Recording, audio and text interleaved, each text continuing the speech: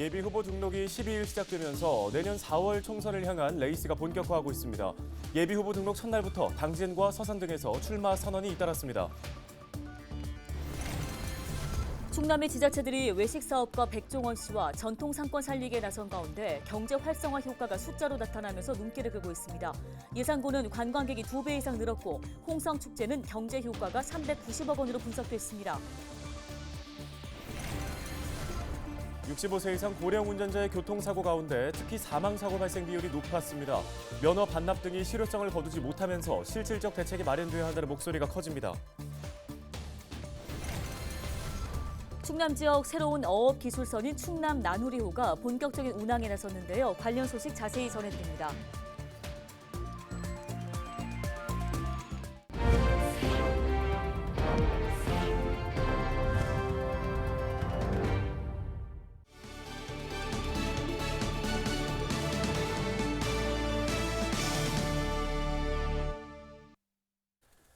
시청자 여러분 안녕하십니까? 헬로티비 뉴스입니다.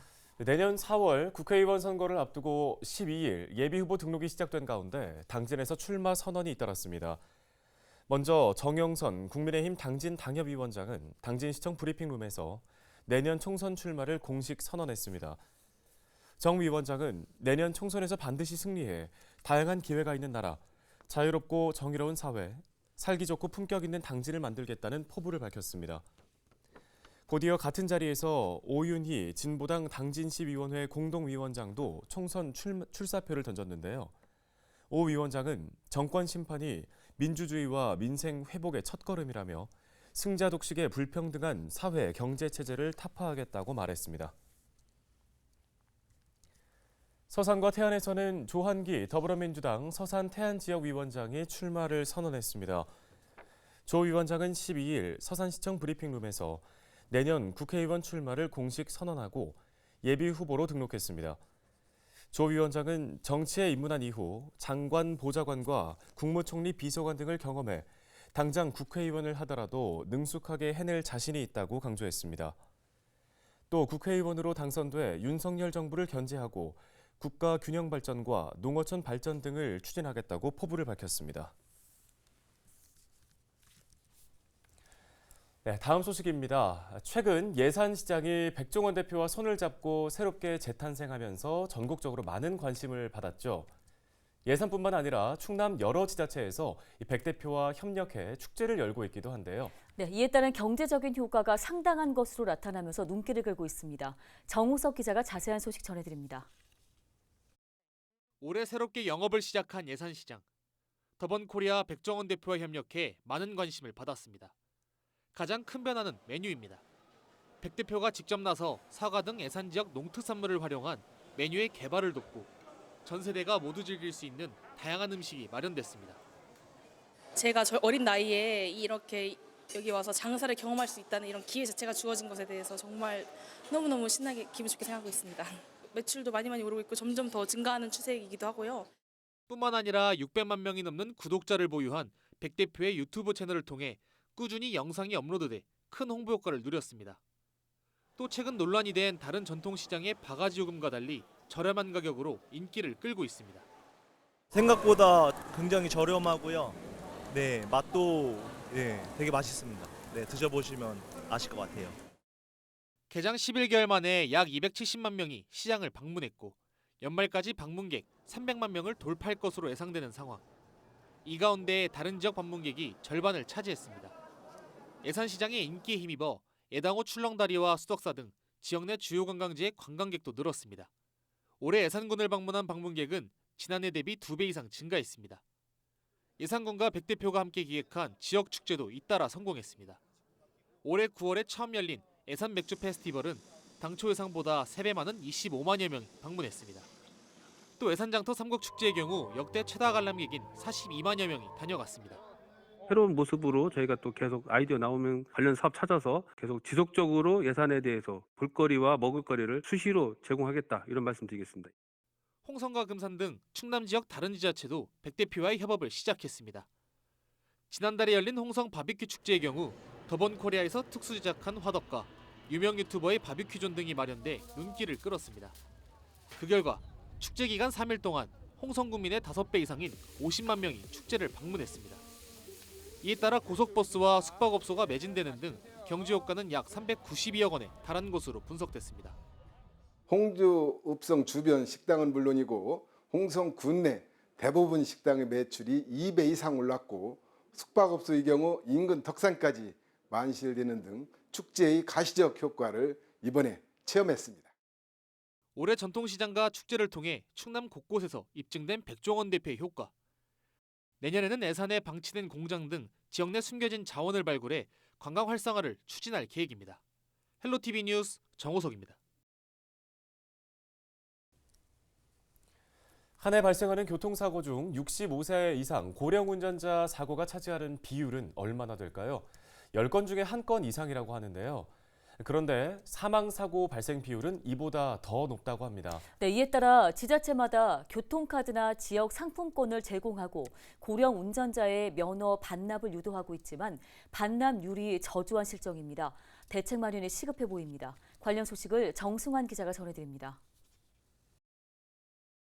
횡단보도를 건너던 보행자 3명을 승용차가 덮칩니다.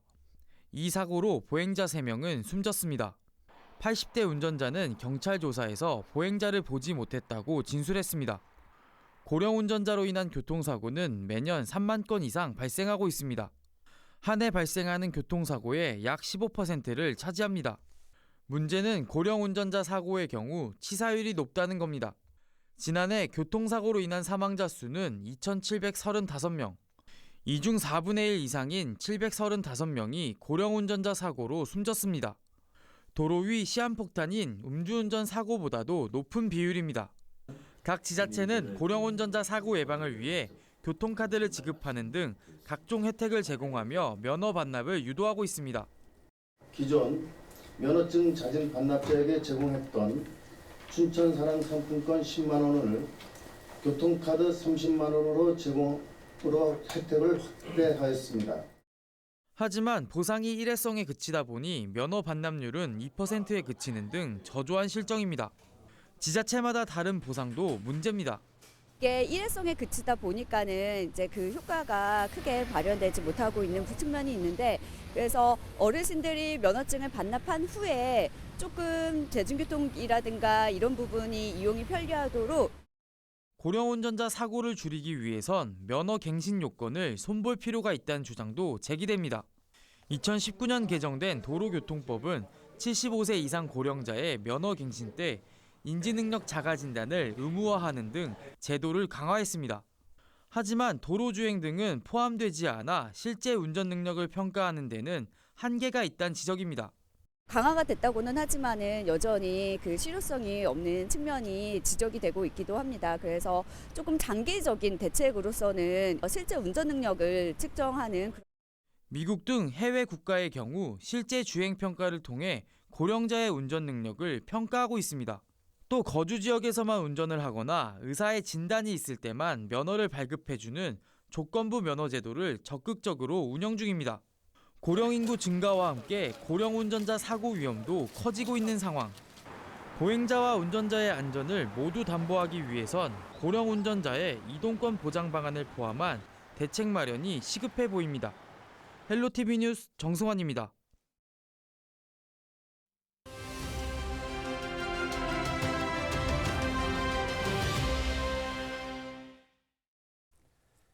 다음 소식입니다. 충남교육청이 초등학생들을 위한 노동인권교육 애니메이션을 개발했습니다. 충남교육청 민주시민교육과의 이현주 장학사 전화 연결해서 자세한 이야기 들어보겠습니다. 안녕하십니까? 안녕하세요. 충청남도교육청 민주시민교육과 장학사 이현수입니다. 예, 먼저 이 초등용 노동인권교육 자료를 만들게 된 이유를 좀 설명해 주실까요? 네, 충남교육청은 학생들에게 올바른 노동의 가치와 의미를 전달하기 위해 모든 학교에서 청소년 노동인권 교육을 실시하고 있습니다. 그러한 차원에서 학생들이 쉽게 이해할 수 있도록 지난해까지는 중고등학생들을 대상으로 웹드라마와 보드게임 등 다양한 교육 자료를 만들어 보급해 왔는데요. 올해는 그 마지막 단계로 초등학생들의 눈높이에 맞춘 워키와의 특별한 시간이라는 애니메이션을 제작하여 모든 학교에 보급했습니다. 네, 애니메이션이라서 아이들이 흥미롭게 접근할 수 있겠다는 생각이 듭니다. 자, 애니메이션의 주인공 워키에 대해서도 간단하게 소개를 좀 해주실까요? 네, 워키는 노동을 뜻하는 워크라는 영어 발음에서 착안하여 우리 교육청에서 만든 노동인권 교육 상징 캐릭터인데요. 노동이라는 씨앗에서 피어난 꽃의 이미지를 형상화했습니다. 그래서 그런지 그 색상과 모양이 부드럽고 친근하다는 평가를 받으면서 학생들에게 아주 인기가 높은 캐릭터로 자리 잡았습니다. 그 인기 덕분에 워키는 올해 특허청에 상표로 등록되는 영광을 누리기도 하였고요. 그리고 각종 기념품과 학습 자료에 단골 캐릭터로 등장하는 인기인이 되기도 했습니다. 네, 그렇다면 이번에 보급한 이 애니메이션 자료가 어떤 내용으로 구성돼 있고 또 앞으로 학교 현장에서 어떻게 활용될 예정인지 이 부분도 좀 자세한 설명해 주시죠. 네, 앞에서도 말씀드렸듯이 이번 애니메이션은 초등학생용인데요. 어른으로 변신한 초등학생 주인공이 꿈속에서 워키를 만나면서 근로계약서도 쓰고 노동의 올바른 가치와 소중한 권리를 찾아가는 과정을 쉽고 친근하게 풀어가는 내용으로 구성되어 있습니다. 또한 교사들을 지원하기 위해 수업에 곧바로 적용할 수 있는 교수학습 과정안과 PPT 자료도 동시에 보급하였습니다. 앞으로도 도내 초등학교에서 창의적 체험활동 또는 관련 교과 시간에 노동인권 교육 자료로 활용될 예정입니다. 네, 도움 말씀 잘 들었습니다. 충남교육청 민주시민교육과 이현주 장학사였습니다.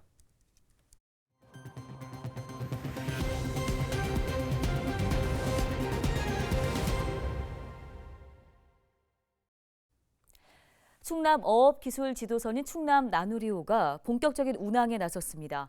충남도는 12일 보령 대천안 관공선 부두에서 충남 나누리호의 안전운항을 기원하는 휴양식을 개최했습니다.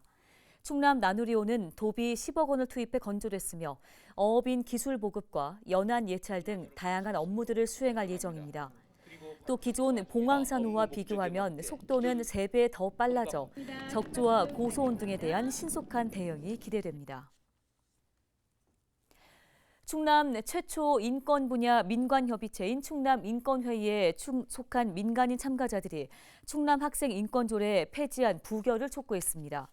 이들은 12일 성명을 내고 충남에서 전국 최초로 학생 인권조례가 폐지될 위기에 놓여 있다며 실망과 우려를 나타냈습니다. 그러면서 학생 인권조례는 지난 2019년 헌법재판소에서 전혀 문제가 없다는 결정을 통해 정당성이 확인됐다며 도의원들도 헌법의 명령을 따라야 한다고 주장했습니다. 조례안은 오는 15일 충남도의회 본회의에서 존폐 여부가 결정될 예정입니다. 충남 소방본부가 도내 화재 취약시설을 점검해 소방법령 위반 사항을 적발했습니다. 도 소방본부가 지난 8월부터 3개월 동안 공장 등 화재 취약시설 400여 곳을 단속해 소방법령 위반 사항 188건을 적발했다고 밝혔습니다.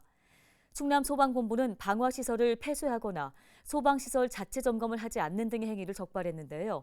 충남도는 허가받지 않은 위험물을 저장하는 등 중대한 위반 행위로 입건된 건에 대해서 강력하게 처벌할 방침입니다. 홍성군이 충남 사회복지 공동모금회와 함께 12일 군청 대강당에서 희망 2024 나눔 캠페인 순회 모금 행사를 진행했습니다. 연말연시 따뜻한 나눔 분위기 조성을 위해 열린 이번 행사에는 각계 기관과 단체 등이 참여해 성금을 전달했습니다. 성금은 홍성 지역 어려운 이웃을 위한 생계비와 의료비, 난방비 등으로 사용될 예정인데요. 이번 캠페인은 내년 1월 말까지 이어질 예정입니다. 태안군이 내년도 환황해권 행정협의회 사무국 운영을 맡습니다. 홍성군청에서 열린 하반기 환황해권 행정협의회 정기총회에서 가세로 태안군수가 차기 회장으로 뽑히고 태안군이 내년도 사무국 운영 지자체로 결정됐습니다. 태안군은 내년 1월부터 환황해권 지자체의 현안 해결을 위해 노력할 방침입니다. 환황해권 행정협의회는 산업과 교통 등 환황해권 지역의 분야별 상생 협력을 위해 지난 2015년 창립됐습니다. 협의회에는 당진과 서산, 태안 등 6개 지자체가 소속돼 있습니다.